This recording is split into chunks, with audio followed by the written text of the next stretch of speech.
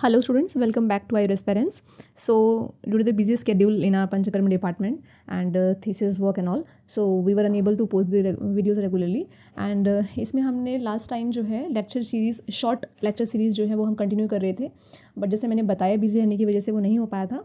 So I'll try to post the videos now onwards regularly. और इसमें जो हमने चरक विमान की जो आप देख सकते हो प्लेलिस्ट, उसमें चरक विमान 2 and 7 नहीं था, है ना. So in this video you will see Charak Vimana 2, that is त्रिविध कुक्षीय विमानी अध्याय. ये जो शॉर्ट लेक्चर सीरीज़ हैं ये दोनों ही एस्पायरेंट्स के लिए जो कि यूपीएससी में एग्जाम में बैठने वाले हैं और जो CRAV 2025 में देने वाले हैं, अपीयर होने वाले हैं, उन दोनों ही एस्पायरेंट्स के लिए यूज़फुल रहने वाली है, क्योंकि यहाँ पर हमने प्रिसाइज मैनर में और बहुत ही शॉर्ट मैनर में जो है चैप्टर्स को कंप्लीट करवाया है. सो टाइम सेविंग है और आपका रिवीजन हो जाएगा अच्छे से. अगर आपको लेक्चर सीरीज अच्छी लगती हैं, you can appreciate our channel by hitting the like button and share among your friends, batchmates, seniors, juniors and all. And कुछ स्टूडेंट्स की कमेंट्स आ रही थी गोविंद पारी के कुछ लेक्चर्स जो हैं वो मिसिंग हैं. In that scenario you can download our Govind Pari series from the application, link is there.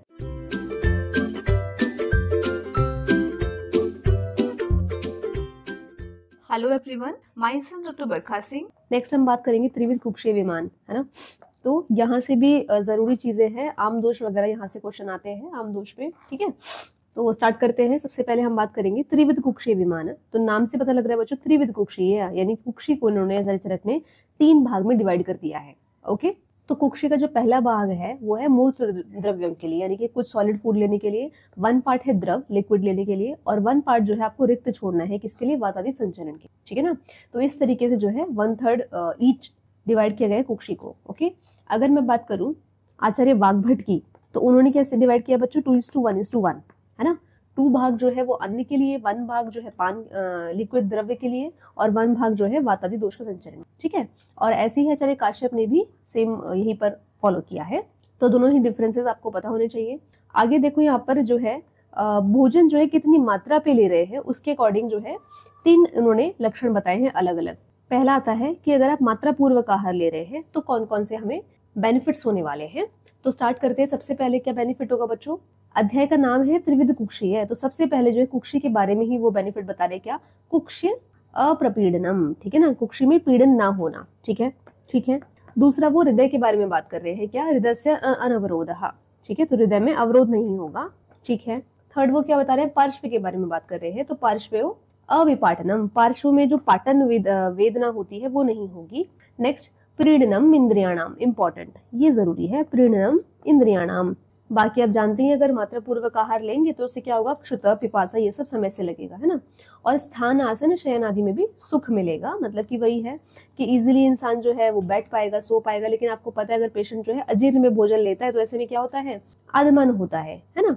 और वो फिर ना तो सो पाता है ना बैठ पाता है इजीली, है ना, एब्डोमिनल डिस्टेंशन की वजह से. तो वही यहाँ पर बात कर रहे हैं कि स्थान, आसन इत्यादि में सुख होगा. और क्या होगा? बल, वर्ण, उपचयकर, ठीक है ना. तो इसीलिए सबसे पहले क्या है? ये इंद्रियों का प्रीणन करने वाला है. और बल, वर्ण, उपचयकर बताया गया है. क्या बच्चों? मात्रा पूर्वक अगर भोजन लेते हैं. नेक्स्ट अमात्रा पूर्वक में 2 भेद आते हैं. एक अगर आप भोजन जो है कम ले रहे हो, और एक हो गया अति मात्रा, है ना. तो हीन मात्रा में देखो क्या होगा? जितना भोजन खाना चाहिए था, जितना एपेटाइट था, एज पर अग्नि पेशेंट भोजन नहीं ले रहा है तो क्या हो जाएगा? वात कोप होगा हीन मात्रा में, है ना. रिक्तता रह जाएगी ना कुक्षी में, तो उससे क्या हो जाएगा? वायु कोप होने की वजह से क्या होगा बच्चों? उदावर्त हो जाएगा, है ना. वी ऑल नो कि उदावर्त जो है वायु कोप से होता है. तो इसीलिए हीन मात्रा में वात का कोप होता है. क्या होगा? उदावर्त होगा. भोजन कम लोगे तो नॉर्मल सी बात, तृप्ति तो मिलेगी नहीं, तो इसलिए अतृप्ति, है ना. नेक्स्ट मात्रा पूर्वक में हमने देखा था कि इंद्रिय प्रीणनम, लेकिन यहाँ पर क्या हो जाएगा? इंद्रिय उपघात कर. क्यों उपघात? क्योंकि वात कोप हुआ है ना. मात्रा पूर्वक में हमने क्या देखा? बल, वर्ण, उपचय. बल का, वर्ण का उपचय होगा अगर ढंग से खाना खाएंगे. लेकिन यहाँ पर क्या हो जाएगा? भोजन जितना खाना चाहिए था नहीं खाया तो क्या हो जाएगा? क्षय करा, बल, वर्ण, क्षय करा, ठीक है. ये 4 पॉइंट जरूरी है, बस इसी को हम देखेंगे, ठीक है. आगे देखो अति मात्रा. अति मात्रा के लिए क्या बता दिया? सर्वदोष प्रकोपणम. वेरी इंपॉर्टेंट क्वेश्चन आपसे रख के पूछेंगे. सर्वदोष प्रकोपणम किसके लिए आया है? अति मात्रा के लिए आया है, हीन मात्रा के लिए आया है ना. तो आंसर क्या लगेगा? अति मात्रा के लिए आया है सर्वदोष प्रकोपणम. तो किसी भी सिनेरियो में अति मात्रा तो कभी करनी ही नहीं है ना. और हीन मात्रा पे क्वेश्चन आएगा तो सिर्फ आपको इतना याद रखना है कि वात से रिलेटेड जितने भी लक्षण थे, क्षय होना, उपघात होना, है ना, उदावरत होना, वो सारे वात से रिलेटेड वाले आंसर लगाने हैं. इजी है. मूविंग अहेड, इसी चैप्टर की कंटिन्यूएशन में आचार्य चरक ने जो है आमदोष के बारे में बताया है, क्योंकि अगर मात्रावत भोजन नहीं कर रहे हैं तो उससे क्या होगा, आम बनेगा, है ना। तो इसीलिए आमदोष का रेफरेंस मिलता है चरक विमान 2 में, ठीक है। आमदोष जो है द्विविध बताए हैं, कौन कौन से बताए हैं बच्चों, विसूचिका और अल्सक। विसूचिका के बारे में आचार्य सुश्रुत ने बहुत अच्छे से इसका लक्षण दे रखे हैं, क्या बोलते हैं वो, सूची भिरिव गात्राणी तुदन संतुष्टिते अनिलः, है ना, ऐसे करके। तो विसूचिका में जो दोष है वो कौन सा बच्चों, वातकोप हुआ है, आचार्य सुश्रुत ने बताया है क्या, संतिष्ठते अनिलः, ठीक है, ये हमें याद होना चाहिए। कौन सा दोष रहा, विसूचिका, तो नाम से पता लग रहा है सूची, पेन कैसा होगा, प्रिकिंग पेन होगा बच्चों, सूची की तरह, है ना। तो सूची भेदवत पेन किस में आता है, वात में ही आता है, याद हो गया। तो विसूचिका में जो है वात दोष कोप होगा, फाइन। और अगर मैं इसके उपद्रव की बात करूं तो विसूचिका के कितने उपद्रव होते हैं, 5 उपद्रव होते हैं, है ना। वो 5 उपद्रव किसने वर्णन किया है, आचार्य माधव ने वर्णन किया है। इस पर पीजीटी में क्वेश्चन आ चुका है, ठीक है। तो कौन कौन से उपद्रव होते हैं एक बार वो याद करेंगे। पहला क्या है बच्चों, निद्रानाश, नेक्स्ट है अरति, कंप, विसंज्ञता, और लास्ट क्या आता है हमारा, मूत्राघात। इसका कोड याद कर सकते हैं जिनको याद करने में प्रॉब्लम जा रहा है। तो कोड कैसे याद हो सकता है, देखो, मून कब आएगा, ठीक है। बच्चा अपनी मम्मी से पूछ रहा है कि मून कब आएगा, तो मुंह से हो गया मूत्राघात, ना से हो गया निद्रा, का से हो गया कंप, वा से हो गया विसंगिता, और अ से हो गया हमारा अरति। मून कब आएगा, ठीक है। तो यहीं पर ही हम याद कर लेंगे कि माधव निदान ने, रेफरेंस भी हमें पता होना चाहिए कि माधव निदान ने 5 उपद्रव बताए हैं विसूचिका के। मैंने आपको बता दिया कि सूची से याद रखेंगे हम कि वात का दोष हो रहा है, ठीक है, वात का कोप हो रहा है। अगर विसूचिका की चिकित्सा की बात करें तो चिकित्सा सूत्र क्या बताया रखा है आचार्य चरक ने, लंघनम एवं अग्रे, यानी कि सबसे पहले क्या करोगे बच्चों, लंघन कराएंगे, ठीक है, लंघन कराएंगे, और बाद में विरेचन, ठीक है, लंघन विरेचन। और क्या बोला है, लंघनम एवं अग्रे विरिक्तव बच्चा अनुपूर्वी, और बाद में उन्होंने बताया कि अनुपूर्व चिकित्सा करनी है ना, कि क्या कंडीशन है उसके अनुसार ही हमें उसका ट्रीटमेंट देना है। तो वो औषध से भी रिलेटेड हो सकता है, वो आहार से भी रिलेटेड हो सकता है, लेकिन इंपॉर्टेंट क्या रहेगा, लंघनम वगैरह, सबसे पहले जो है लंघन चिकित्सा करनी है, किसमें बच्चों, विसूचिका में, ठीक है, बाद में जो है विरेचन के, फाइन।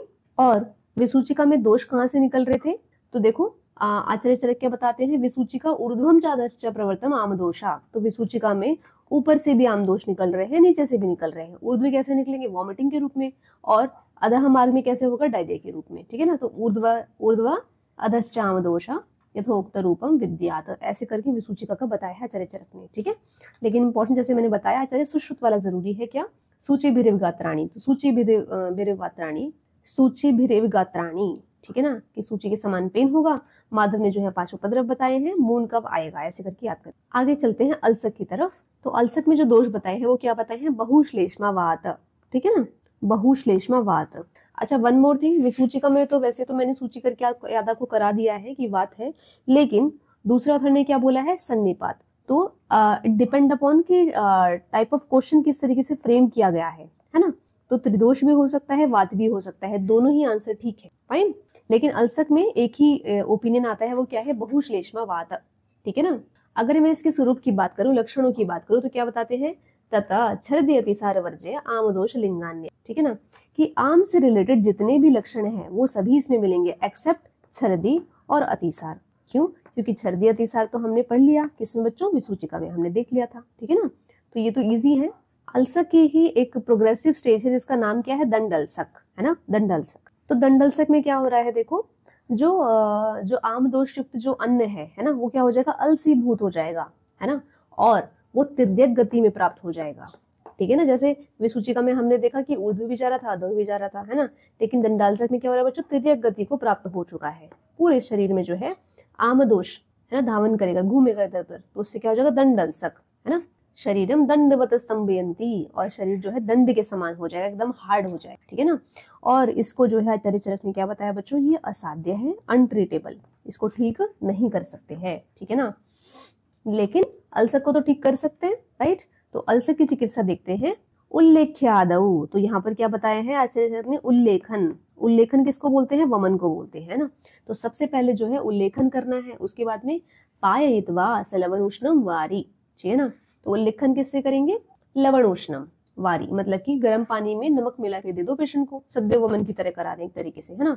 ततः बाद में क्या करोगे, स्वेदनवर्ती प्रणिधान, ठीक है ना, स्वेदनवर्ती प्रणिधान, और बाद में उपवास भी इन्होंने इंडिकेट किया है। ठीक है, तो सीक्वेंस क्या रहेगा, उल्लेखना कैसे, लवण उष्ण जल से। ठीक है, साथ में वर्ती और उपवास, उल्लेखना स्वेदना वर्ती उपवास। ठीक है, इसी चैप्टर के एंड में आपको अमाशय का वो वर्णन कर रहे हैं कि अमाशय का स्थान है क्या, है ना। तो अमाशय के लिए क्या बोल रहे हैं, नाभि स्तनांतरम। ठीक है ना, नाभि और स्तन, ठीक है ना, इन दोनों के बीच में होता है क्या, अमाशय। ठीक है, नाभि स्तनांतरम। और यहाँ पे 4 प्रकार के उन्होंने जो है भोजन द्रव्य बताए, कौन कौन से, अशित, खादित, पीत, लीढ़, है ना, अशित, खादित, पीत और लीढ़। ठीक है, so this was all about आमदोष। और एक और आमदोष है कौन, विलंबिका। तो विलंबिका के बारे में किसने वर्णन किया है बच्चों, आचार्य सुश्रुत ने वर्णन किया है विलंबिका के बारे में, है ना। तो रेफरेंस भी पता होना चाहिए। कौन सा दोष बताया है, दुष्टम तो भुक्तम कफ मारुताभ्याम, तो कफ और वात बताया है ना। प्रवर्तते न ऊर्ध्व न अधश्च, तो ना तो इसमें ऊर्ध्व गमन हो रहा है, ना इसमें अधः गमन हो रहा है। ठीक है, और ये क्या बताया है, दुष्चिकित्सया। ठीक है, दुष्चिकित्सया। So this was all about chapter 2 त्रिविध कुक्षी विमान अध्याय। All the very best and keep studying hard.